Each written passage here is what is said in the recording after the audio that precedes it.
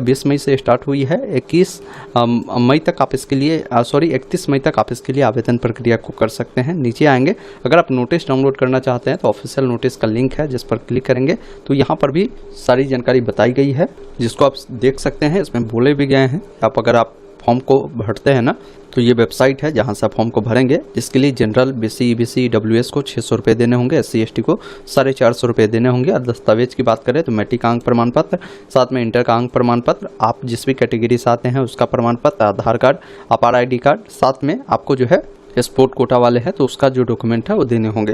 बाकी online apply करने से पहले आपको रजिस्ट्रेशन करना होगा। पहले रजिस्ट्रेशन वाले विकल्प पर क्लिक करेंगे, आपके सामने ये फॉर्म खुलता है जिसमें आपको अपना पूरा नाम लिखना है। जो भी जानकारी आप देते हैं ना अपने मैट्रिक के मार्कशीट सर्टिफिकेट के अकॉर्डिंग दे, आप अपना पूरा नाम लिखिए। जो भी डेट ऑफ बर्थ हो, कैलेंडर मिलता है। सबसे पहले जो भी आपका साल हो उसको यहाँ पर आपको चुनना है। जो भी आपका महीना हो यहाँ से महीना को चुनेंगे, जो भी डेट हो इस प्रकार उसका चुनाव करेंगे। आपको अपना ईमेल आईडी देना है, अपना ईमेल आईडी को दोबारा से री एंटर करना है। एक पासवर्ड बनाना है जिसमें ABCD का बड़ा अक्षर, कोई भी छोटा अक्षर, कोई भी अंक आपको उपयोग करना है। उसी पासवर्ड को दोबारा से कंफर्म करना है। आपको अपना मोबाइल नंबर देना है, मोबाइल नंबर को दोबारा री एंटर करना है, कैप्चा कोड को डालकर रजिस्टर करना है।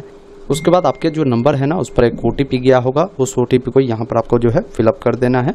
उसके बाद नीचे में कैप्चा कोड मिलता है, उसको फिल कर वेरीफाई OTP पर क्लिक करना है। फिर आपका जो रजिस्ट्रेशन प्रक्रिया है वो कंप्लीट हो जाता है। अब आपको यहाँ पर लॉगिन का एक ऑप्शन मिलता है, या नहीं तो वेबसाइट पर भी लॉगिन का ऑप्शन दिए गए हैं, आप इस पर क्लिक करेंगे। अभी आपने जो ईमेल आईडी दिया है उससे डालें, जो पासवर्ड बनाया है उससे डालें, कैप्चा कोड को डालकर लॉगिन करना है। लॉगिन करते ही इस प्रकार का डैशबोर्ड आएगा। आप चाहे तो इसको क्लोज यहाँ से कर सकते हैं, या नहीं तो यहाँ से नेक्स्ट वाला जो ऑप्शन है ना इस पर क्लिक कर आपको नेक्स्ट करते जाना है। चलिए मैं यहाँ से क्या करता हूँ ना, नेक्स्ट वाले विकल्प पर क्लिक कर नेक्स्ट करते जाता हूँ। अब यहाँ पर फिनिश वाले विकल्प पर आपको क्लिक कर देना है और यहाँ से ओके वाले विकल्प पर क्लिक करेंगे, या क्लोज करेंगे तो भी आप ओके वाले विकल्प पर क्लिक करेंगे, क्लोज हो जाएगा। अभी देखिए आपका प्रोफाइल पेंडिंग है, इसको कंप्लीट करना है तो कंप्लीट प्रोफाइल वाले विकल्प पर क्लिक करना है। अब यहाँ पर देखेंगे ना आपकी जो भी जानकारी है, जो भी आपने भरा है तो देखने को मिलता है, लेकिन कुछ जानकारी आपको भरना है। जैसा कोई अल्टरनेट ईमेल आईडी है तो दीजिए, अन्यथा छोड़ सकते हैं। जहाँ पर स्टार ये देखना है ना रेड में बना है वो जानकारी देना ही देना है, जहाँ नहीं बना है छोड़ सकते हैं। जैसे अल्टरनेट कोई मोबाइल नंबर है तो आप दे सकते हैं। उसके बाद देखिए आपका जेंडर क्या है, लड़का है तो मेल, लड़की है तो फीमेल चुनेंगे। फिर नीचे आएंगे, आप बिहार के निवासी है और किस कैटेगरी से बिलोंग करते हैं उसकी जानकारी आपको देना है। जैसे मैंने अपना कैटेगरी चुना, बोल रहा है कैटेगरी सर्टिफिकेट नंबर दीजिए, और कैटेगरी सर्टिफिकेट कब इशू हुआ है, वो साल, वो महीना और वो डेट का चुनाव इस प्रकार आपको करना है, ये ध्यान रखिएगा। बाकी अगर आपकी शादी हो चुकी है तो मैरिड, अन्यथा अनमैरिड वाले विकल्प पर क्लिक करें। मैरिड करेंगे तो अगर महिला है तो अपने पति का नाम, और पुरुष है तो अपने पत्नी का नाम देंगे। अनमैरिड है तो अनमैरिड चुनेंगे। ब्लड ग्रुप पता है तो आप दीजिए, अन्यथा यहाँ पर नोट वाला ऑप्शन चुने। अब यहाँ पर देखिए सिटीजन में जो है इंडियन सिटीजन है आप तो इस वाले विकल्प पर क्लिक करें। किस रिलीजन से बिलोंग करते हैं, जैसे हिंदू, मुस्लिम, सिख, ईसाई, वो आपको बताना है। अब यहाँ पर ID प्रूफ के लिए कौन सा डॉक्यूमेंट आप देना चाहते हैं उस डॉक्यूमेंट को चुनेंगे, जिसके लिए आपको अदर का ऑप्शन है उसको चुन ले। अब जो भी ID कार्ड आप दे रहे हैं उस ID कार्ड का नाम लिखिए। जैसे मान लीजिए मैं आधार कार्ड दे रहा हूं तो यहाँ पर लिख दिया आधार कार्ड। अब जो भी ID कार्ड का नंबर है वो लिखना है, जैसे आधार नंबर जो भी है मैं यहाँ पर लिख दूंगा। नीचे आएंगे, फैमिली डिटेल में माताजी का नाम लिखना है, माताजी का मोबाइल नंबर है तो दे सकते हैं। पिताजी का नाम लिखना है, पिताजी का मोबाइल नंबर है तो देंगे। इमरजेंसी कॉन्टैक्ट नंबर में किसका नंबर देना चाहते हैं वो आप देंगे। अदर कैटेगरी में देखेंगे ना यहाँ पर कुछ जानकारी पूछेगा कि अगर आप दिव्यांग है तो बताया किस टाइप की दिव्यांगता है, नहीं तो नॉट एप्लीकेबल चुने। फिर यहाँ पर पूछता है CCA कोटा से अगर आप है, जैसे बहुत सारे बच्चे जो होते हैं ना डांस वाले होते हैं, फैशन वाले होते हैं, क्विज वाले होते हैं तो बताया, नहीं तो नॉट एप्लीकेबल चुने। स्पोर्ट्स वाले हैं तो आप एस करें, नहीं तो नो वाले विकल्प पर क्लिक करेंगे। अब जो भी आपका एड्रेस है एड्रेस लिखेंगे। यहाँ पर करस्पॉन्डेंस एड्रेस पूछ रहा है। करस्पॉन्डेंस का मतलब होता है कि अगर मान लीजिए आप सीतामढ़ी के रहने वाले हैं लेकिन वर्तमान में पटना में रहकर पढ़ाई करते हैं तो करस्पॉन्डेंस एड्रेस आपका पटना का होगा, ये ध्यान रखिएगा। बाकी जिस भी अकॉर्डिंग हो, अगर मान लीजिए आपका जो निवास है वहीं आप रहते ही हैं तो यहाँ पर आप ग्रामीण क्षेत्र वाले हैं तो VIL कर विलेज एड्रेस टू में पोस्ट ऑफिस लिखेंगे। फिर इसी में कॉमा लगाकर पुलिस स्टेशन भी आप लिख देंगे। शहरी क्षेत्र वाले हैं तो जैसा भी आपका एड्रेस हो आप अपने अकॉर्डिंग लिखेंगे। यहाँ पर कंट्री में इंडिया चुनना है, जो भी आपका स्टेट है स्टेट चुनेंगे। डिस्ट्रिक्ट जो भी आपका पड़ता है उसका चुनाव करना है और सिटी का नाम लिखना है, पिन कोड देना है। अगर आपका करस्पॉन्डेंस एड्रेस, परमानेंट एड्रेस सामान्य है तो इस चेकबॉक्स पर टिक करेंगे। अलग अलग है तो अलग अलग जानकारी को आपको फिल करना है। उसके बाद सेव डिटेल पर क्लिक करना है। इस प्रकार आपका जो पर्सनल डिटेल है वो सेव हो गया, यहाँ पर बता भी रहा है, एक बार आप उसको देख भी ले। कुछ अपडेट करना है तो अभी आप यहाँ पर अपडेट डिटेल पर क्लिक कर अपडेट करें, सब कुछ सही है तो प्रोसीड टू नेक्स्ट वाले विकल्प पर क्लिक करेंगे। देखिए अदर डिटेल में आपसे पूछता है आपके पास जो एवीसी आईडी कार्ड है, जैसे हम लोग अपार आईडी कार्ड के नाम से जानते हैं, तो वो आपको देना है। अगर नहीं है तो यहाँ पर देखिए क्रिएट करने का भी ऑप्शन दिए गए हैं, इस पर आप क्लिक करेंगे, इस वेबसाइट पर आ जाएंगे। यहाँ पर लॉगिन और रजिस्टर का ऑप्शन है जिस पर क्लिक कर स्टूडेंट वाले ऑप्शन पर आपको क्लिक करना है और यहाँ पर डिजी लॉकर से आप बना सकते हैं। अब इस वीडियो में मैं उतना तो नहीं बताऊंगा, लेकिन इसके लिए अगर आप चाहते हैं अपार आईडी कार्ड कैसे बनता है वीडियो देखना, यूट्यूब पे लिखिए अपार आईडी कार्ड कैसे बनाए, लास्ट में STM लगाए, ये वीडियो आपको मिलेगा। इस वीडियो को देखकर आप अपार आईडी कार्ड आसानी से अपना बना सकते हैं। फिर यहाँ पर क्या है ना कि अपार आईडी कार्ड बना लेंगे तो वहाँ पर जो नंबर मिलेगा उस नंबर को यहाँ पर देंगे। फिर पूछता है कि NCC सर्टिफिकेट है तो यस करें, नहीं तो नो वाले विकल्प पर क्लिक करें। उसके बाद आपसे पूछता है कि अगर आप जो है NSS कैंप में अगर पार्टिसिपेट किया है तो यस करें, नहीं तो नो वाले विकल्प पर क्लिक करें। अगर आपके जो फादर है या मदर है पाटलिपुत्रा यूनिवर्सिटी में अगर एम्प्लॉय है तो आप यस करें, नहीं तो नो वाले विकल्प पर क्लिक करें। अगर आप बिहार के डोमिसाइल है तो यस करें, 7 प्रोसीड पर क्लिक करना है।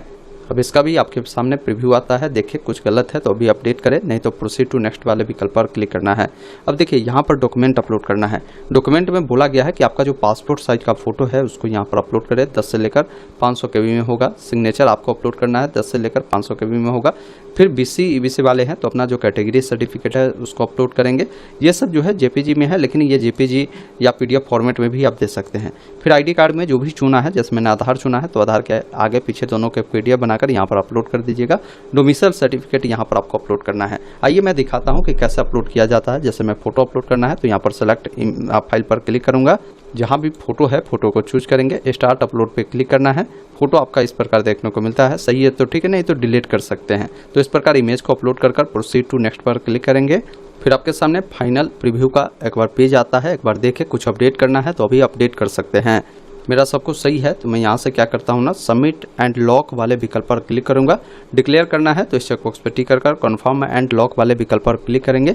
इस प्रकार आपका जो प्रोफाइल है वो कंप्लीट होता है। अब आपको फॉर्म को अप्लाई करना है। अप्लाई करने के लिए अप्लाई फॉर प्रोग्राम वाले विकल्प पर आपको क्लिक करना है, जिसमें आपको बताना है कि किस प्रोग्राम के लिए आपको अप्लाई करना है। यहाँ पर जैसे बैचलर वाले ऑप्शन को पहले चुनेंगे तो अब यहाँ पर प्रोग्राम का नाम आता है।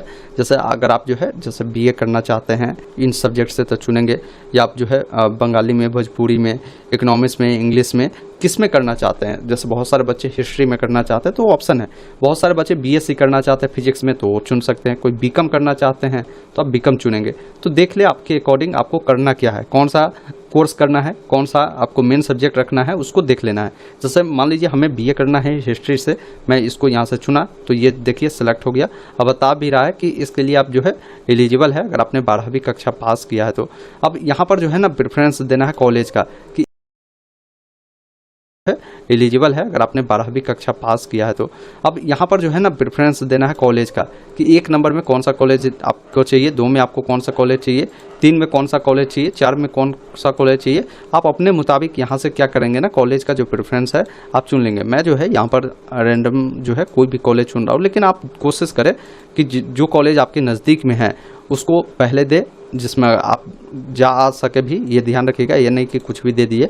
जैसे 10 कॉलेज देना है तो 10 कॉलेज देकर यहाँ से स्टार्ट एप्लीकेशन पर आपको क्लिक करना है। फिर एक ऑप्शन मिलता है रिज्यूम एप्लीकेशन, जिस पर आपको क्लिक करना है। अब जो भी आपने पढ़ाई किया है ना उसकी जानकारी भी आपको बताना है। जैसे इंटर किया होगा ना तो इस बता रहा है कि आप इसके लिए एलिजिबल है, तो पहले इस चेकबॉक्स पर टिक करें कि आप इंटरमीडिएट पास है। जैसे आपको यहाँ पर सबसे पहला चीज़ मैट्रिक के बारे में पूछ रहा है कि मैट्रिक किस साल आपने उत्तीर्ण किया है वो बताएंगे। क्या आपकी परसेंटेज है वो यहाँ पर आपको बताना है। साथ में टोटल कितने का एग्जाम हुआ था और आपको कितने नंबर उसमें मिले हैं वो जानकारी आपको बताना है। फिर आपको नीचे आना है, जिस भी बोर्ड से आपने 10वीं किया होगा ना बोर्ड का नाम लिखेंगे। जैसे बिहार बोर्ड से हमने किया था, BSCB पटना लिखा। अब यहाँ पर इंस्टीट्यूट का नाम लिखेंगे, जिस भी इंस्टीट्यूट से आपने जो है 10वीं पास आउट किया है उसका नाम यहाँ पर लिख देंगे। इसी अनुसार 12th की जानकारी देना है। 12th आप पास है तो पास चुने, कब आपने 12th पास किया है वो पासिंग ईयर आपको चुनना है। साथ में जो भी आपने 12th पास किया है उसमें आपकी क्या परसेंटेज है वो जानकारी यहाँ पर आपको जो है बतानी होगी। आपको जो है डिवीज़न मिले हैं, कौन सा क्लास है। जैसे फर्स्ट क्लास है तो यहाँ पर आप लिख सकते हैं, यहाँ पर फर्स्ट है तो फर्स्ट लिखें। बाकी किस बोर्ड से आपने जो है 12वीं पास आउट किया है बोर्ड का यहाँ पर नाम लिख देना है। बाकी जो भी आपका कॉलेज है कॉलेज का यहाँ पर जो है नाम लिख देना है। बाकी सब्जेक्ट का जो भी कॉम्बिनेशन है लिखेंगे। जैसे 12वीं में मान लीजिए कोई बच्चा साइंस पढ़ा था तो साइंस में आपने जो भी सब्जेक्ट पढ़ा था, जैसे इंग्लिश पढ़ा था, हिंदी पढ़ा था, मैथ पढ़ा था, फिजिक्स आपने पढ़ाई किया था, केमिस्ट्री अगर आपने किया था, इसके अलावा जो है अगर आपने मैथ पढ़ा था तो आप अपने मुताबिक जो सब्जेक्ट पढ़ा है उसकी जानकारी दे यहाँ पर कि वो सब्जेक्ट पढ़ा था। अब देखिए इसमें जो भी सब्जेक्ट पढ़ा था ना वो चुनेंगे। जैसे मान लीजिए यहाँ पर मैं जो है शुरुआत से ही आपको बताता हूँ, केमिस्ट्री मैंने पढ़ा, केमिस्ट्री चुना।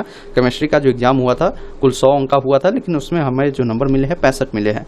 इसी अनुसार मान लीजिए हमारा जो है केमिस्ट्री के बाद इंग्लिश हुआ था, तो इंग्लिश में देखें अलग अलग यहाँ पर मिलता है। आप मान लीजिए कोई सिंपल इंग्लिश पढ़ा होगा तो आपका वो इंग्लिश कोर में आया होगा, वो कोर वाला ऑप्शन चुनेंगे। अब कितने नंबर का टोटल एग्जाम हुआ था, आपको कितने नंबर मिले हैं वो बताएंगे। इसी अनुसार आपको क्या है ना कि और भी जो भी सब्जेक्ट मिले हैं सभी सब्जेक्ट को यहाँ से बारीकी से खोजकर आपको ऐड करने की ज़रूरत होगी। इस प्रकार आपका जो है सभी जानकारी भी देखने को मिलता है। बाकी उसके बाद सेव एंड नेक्स्ट का एक ऑप्शन है जिस पर आपको क्लिक करना है। ये जानकारी जो अभी आपने दिया है उसका भी प्रीव्यू आता है, उसको देखें, सब कुछ सही है तो ठीक है, नहीं तो नेक्स्ट वाले विकल्प पर आपको क्लिक करना है। अब यहाँ पर आपने जो डॉक्यूमेंट अपलोड किया है वो सब आपको देखने को मिलता है। बाकी 10th का जो भी आपके पास मार्कशीट और सर्टिफिकेट है दोनों को एक PDF बनाकर अपलोड करना है। इसके लिए आप गूगल ओपन करें, गूगल में लिखना है कन्वर्ट JPG टू PDF। ये जो वेबसाइट है मिलेगा उसे ओपन करें, सेलेक्ट JPG इमेज पर क्लिक करना है। अब दोनों डॉक्यूमेंट को इस प्रकार चुनकर कन्वर्ट टू PDF पर क्लिक करेंगे और यहाँ से डाउनलोड वाले विकल्प पर क्लिक करेंगे।